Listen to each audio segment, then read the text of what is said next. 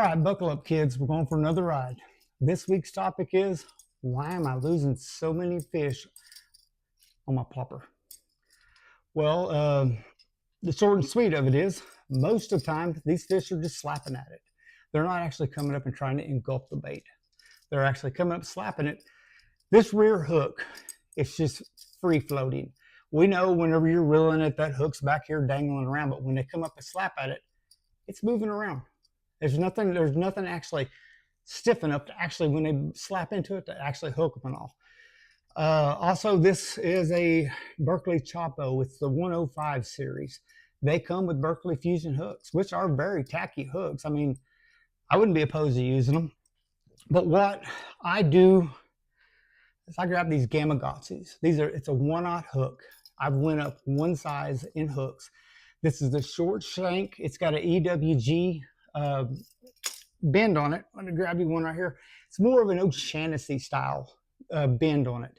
Once you get that fish hooked, he's not going to come out latched.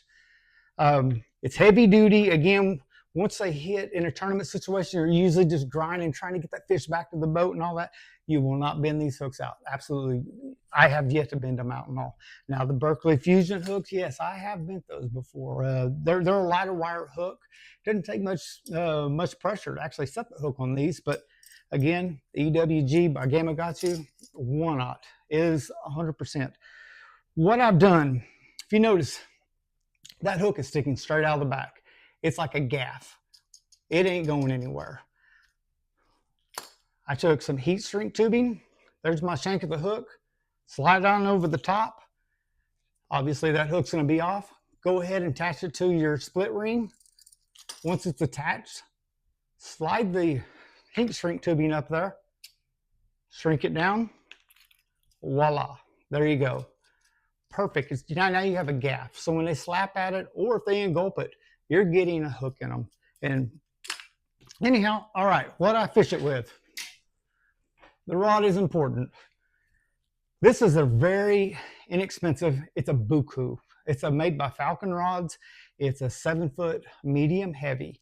It's got a really nice tip to it. It's got a kind of a parabolic bend down the shaft of it.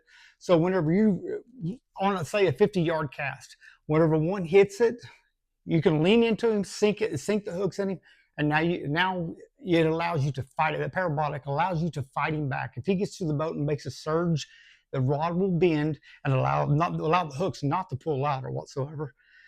The reels are important. If I went out there with a 5-to-1 gear ratio, I'm going to be doing this all day. I mean, just cranking and cranking. Use a high-speed reel. This is a Maglite or whatever it is from Lew's. It's a 7-to-5 gear ratio. Great casting reel. Again, I can bomb that lure out there 50, 60 yards. 7-to-5 gear ratio allows me to sit there all day long and just crank and not be overworked by the reel. All right, guys, I hope that helps. If you like, subscribe. See you next week.